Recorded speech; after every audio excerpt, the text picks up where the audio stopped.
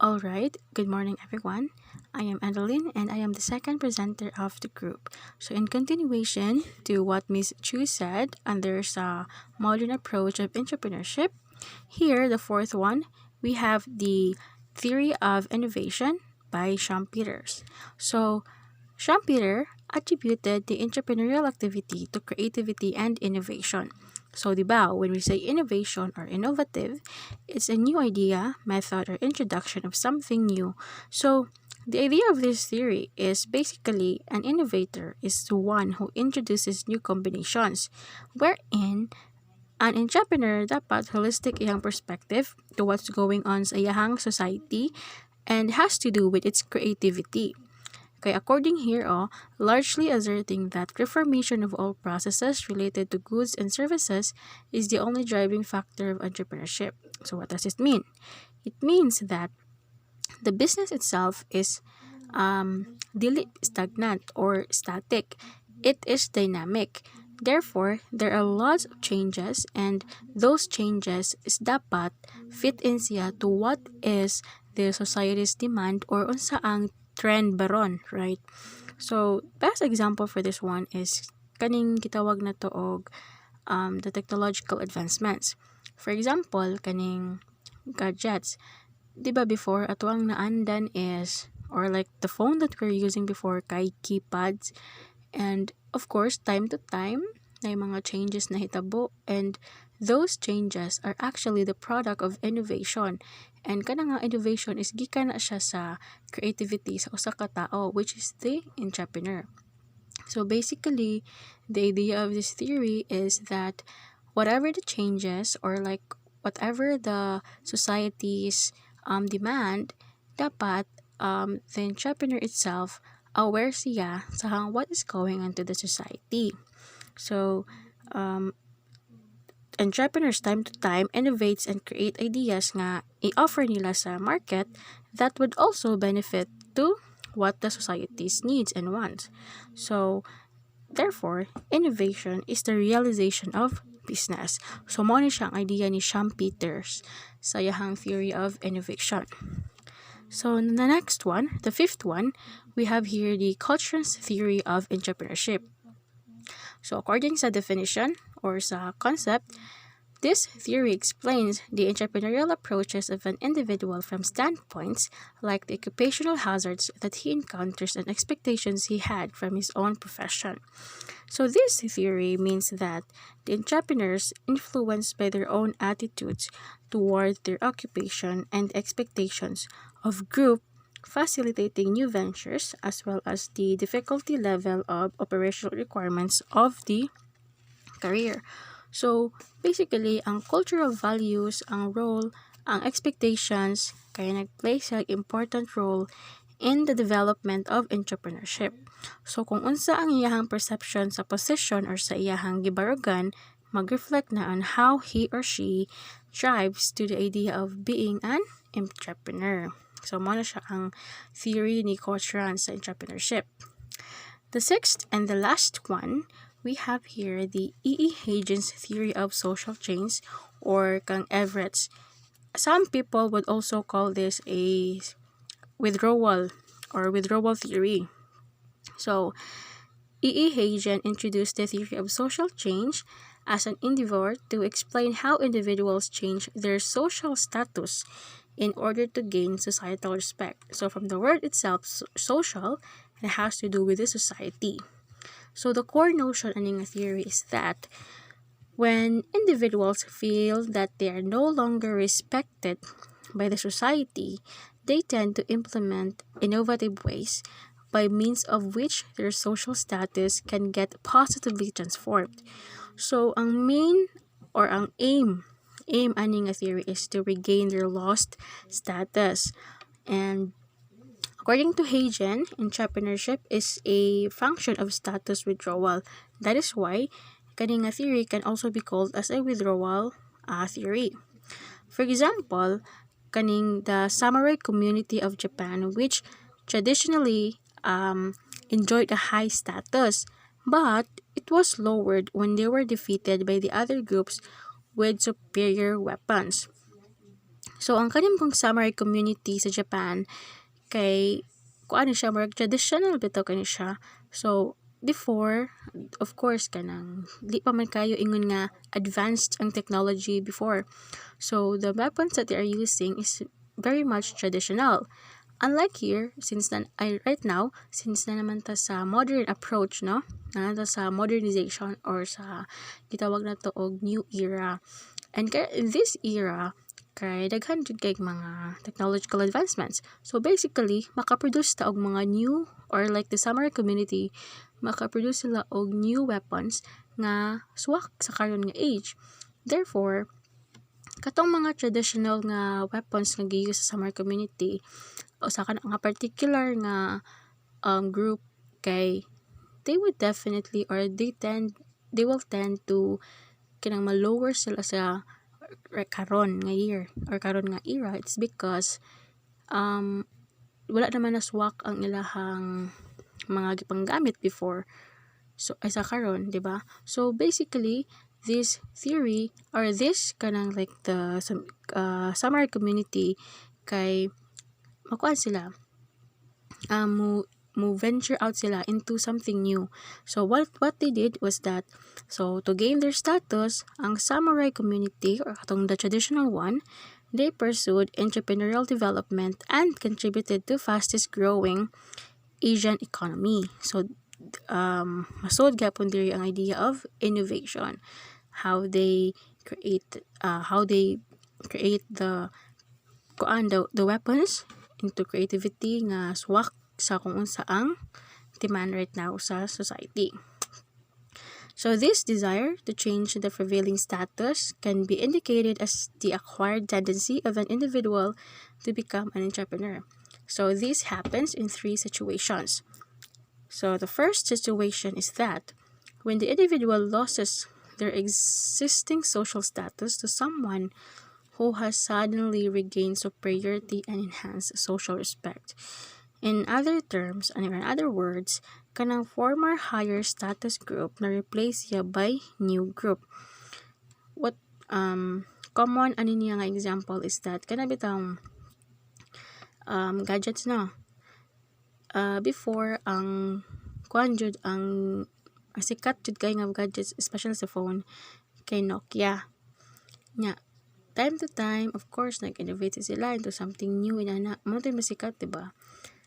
Pero right now, as you can see, mas patok ang Apple or the iPhone. It's because the iPhone kay kanang murag superior na siya. It's because murag daghan ang nag-innovate niya. Though the Nokia one still, of course, nagihapon na, diba, right now? Pero masikat jud ang iPhone.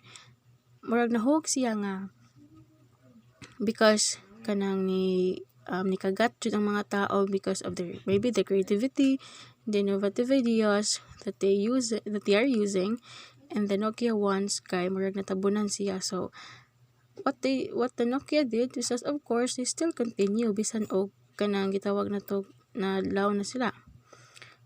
The next one is if there is any form of defamation of the values and position of the individual by someone superior to him. Of course, another reason or desire why there is a need of social change is kanang defamation, which leads to disrespecting someone's value, especially by someone high ang position kaysa niya, and they tend to create an innovative jud nga marag ideas, right? So this particular example kay kuan siya kanang it has to do with someone's kanapitang iyahang treatment sa iyahang isa ka tao, especially sa business nga side or sa business nga aspect, on how he or she will treat other people.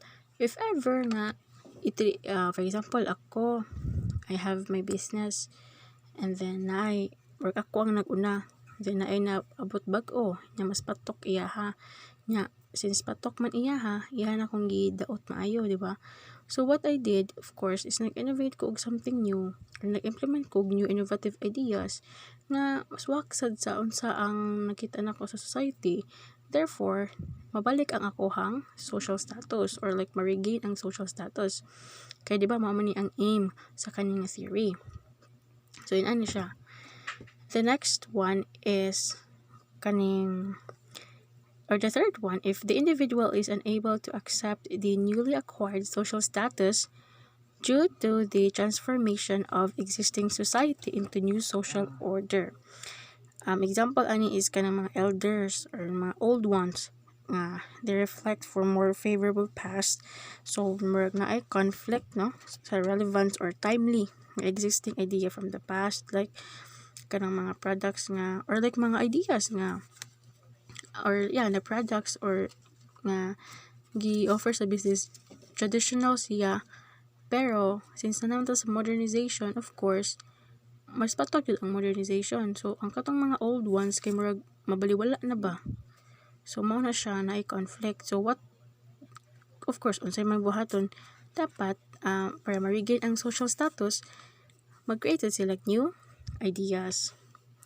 Alright, so mao na sila no, under na siya sa social change kang iihigen. So the bottom line sa sociological entrepreneurship theory has to do with the first one. We have the social movement, the way how creative minds, which are the entrepreneurs, create changes and introduce goods that can be beneficial to the society, like what I said kanina, di ba? The next is the cultural values, the family ties, trust effect, entrepreneurship. So sa cultural values, ano siya? The Economist aning theory believes that cultural values deeply affect the entrepreneurship and economic development in a way that someone from that particular environment is motivated to innovate, create, and take risk with regards sa ilang own culture and respect the belief, norms, and etc. Sa family ties is that support, if the strong family support is within the entrepreneur, then this will be fruitful effect. But if family does not care about businessman, then it can cause adverse effect. So what saman ang pasabot ani? Of course, it has to do with the individual or the entrepreneur's behavior and perception. Unsaon niya pag kuano is important good ang how the people that surrounds you or sa ang pagtreat nila nimo maka-affect na siya on how you will drive that in the business, right? Then the last one, the trust effect and the entrepreneurship. According to Hoselitz, the persons who introduces innovative ideas reject the traditional ways of doing the things. Why? From the word itself, trust effect, of course, kanang marabitog makaingon sa ka nga dili bitaw reliable na, pero dili sa tanan noon, pero like diba kanang if the business good kay mo innovate siya or like mo venture out into new something, dapat timely, relevant, no? So of course ma-disregard na to ang mga old ideas, mga past or like mga traditional ideas or products. So economists believe that a special attention given to society can improve the relations between the enterprise and its surroundings. Of course, kay sociological man siya, so it has to do with the surroundings, the society itself. Unsa ang wants yet or demands sa society. So mo nang idea of sociological entrepreneurship theory, right? So ang inyo lang remember is, of course, sociological has to do with the society. So that's it. So from the modern approach to the bottom line of the sociological entrepreneurship theory, okay, has been discussed. And if you guys have any questions regarding with this part, you guys can comment sa stream or you can PM. So that's it, everyone. That ends my part. I hope you guys learned and understand something from my part. So the next presenters will be presenting to you another or like more in-depth about samong topic. So thank you everyone for listening. Good morning, everyone. I'm Spinosa Arnelin F., the third reporter. So this time, I will report or explain How sociological factors accelerate the growth of entrepreneurs. So meaning giunsa or unsa ang mga sociological factors nga mapadali ang kalambuan sa pagiging entrepreneur o kalambuan sa imong business. Mga factors na makalambo sa business, the forces of the custom, values, the rigidity or flexibility of changing social status, acceptance of new ideas, freedom to exercise intellectual curiosity are determined by sociocultural values which act as channels for economic action that gives birth to entrepreneurship. Meaning, mga factors na makalambo sa business or sa pagiging entrepreneur tungod sa mga naandan or mga practices sa mga tao in a certain place or unsay trend or unsay uso-uso. So as a entrepreneur man gyud or if mag-create tag business para mulambo na kay tan-awon nimo kung unsay uso-uso or unsay patok dito nga place. Para again ma-success ang imong business. So dapat na mutan-aw jud ka sa ilahang naandan or practices. Next, the values. Yes, very important ang values as an entrepreneur para mulambo na imong business. Dapat as an entrepreneur, you should build a trust and a patience para sa imong customers. Kay nabayad jud nay nga term na customers is always right. So patience lang yun ta. Next, the rigidity or dapat flexible ka pagkatao in changing social status o para dali ra ka maka-change or makahimog strategies how to persuade your customers or unsaon nimo madani sila na mopalit sa imong product or sa imong negosyo. Next, kanisad, acceptance of new ideas. So dapat as an entrepreneur willing jud ka mo accept og mga new ideas or mga suggestions sa mga tao para mas mulambo pa imong business or pagiging entrepreneur. Example, kanang naay mo ingon nimo na pwede ilisan nimo imong product or negosyo kanang patok sa mga tao ba og kanang dali mahalin ug naa say mo sulti nimo na pagunahuna og nice pa nga strategies or pun-i na imong mga strategies para sa imong business. So, ikaw as an entrepreneur, para mulambo na imong business, so imo na siyang i-accept ang katong mga suggestions. And next, the freedom to exercise intellectual curiosity. So, dapat you have freedom or you give freedom to your customers. Dapat sa naasad kay pagka-curiosity kay para makadetermine ka unsay socio-cultural values ato nga society or ato nga place. Kay maumang yun ni ang muak as a channels or a medium for the economic action that gives birth to the entrepreneurship. Next na factors para sa acceleration of growth for the business is the entrepreneurship is likely to get a boost particular social culture. So meaning as an entrepreneur, mag-base jud ka kung unsa nga kind of social culture dito nga certain place para in town ma-success imuhang business. Next, also the behaviors of individuals in a society is influenced by first, the society's values.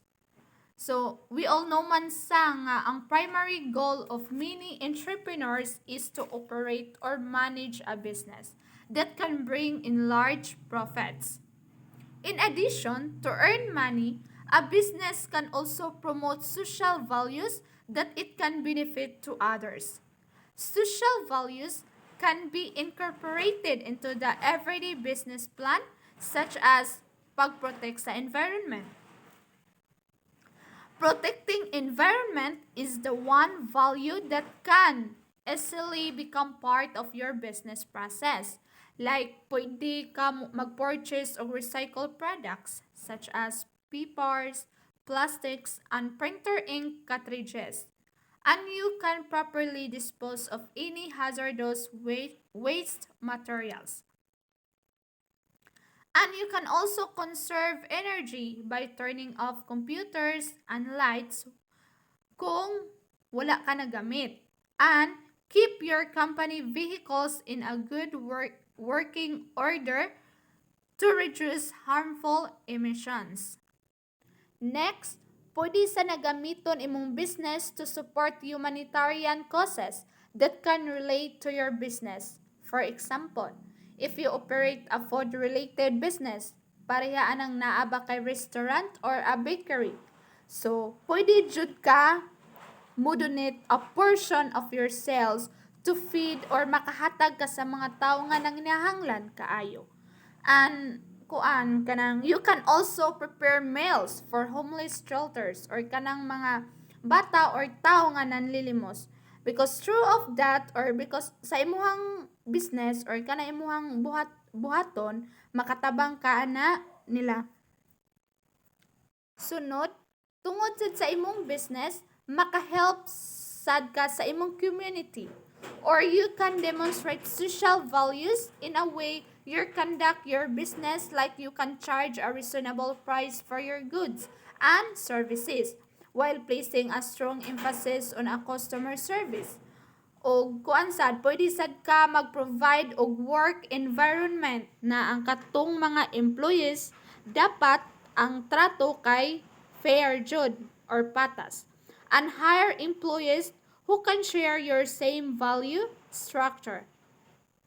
And you can also balance your desire to run a profitable business with conducting an ethical manner.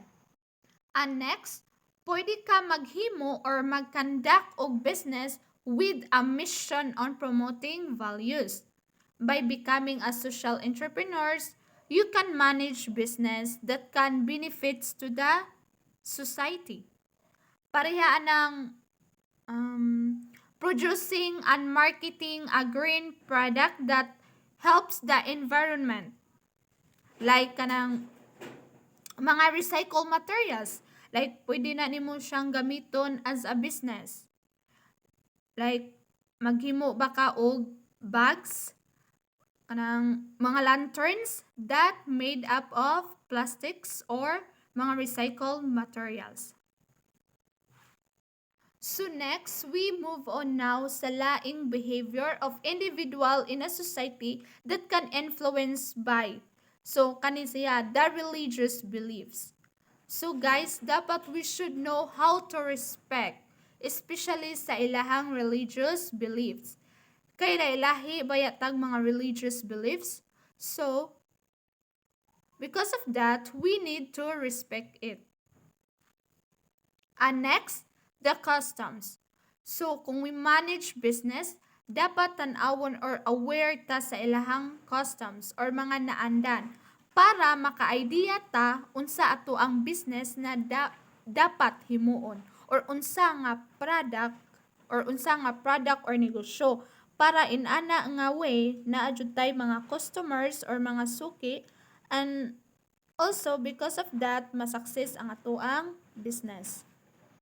Also, the factors nga mulambo ang business is the entrepreneur merely performs a role as per the expectations of the society. So, mao na akong gingon. Meaning, as an entrepreneur, dapat maghuna-huna kag business nga naa-joy expectation or merely kung unsa ang naa dito sa society or unsay mga uso-uso dito ba.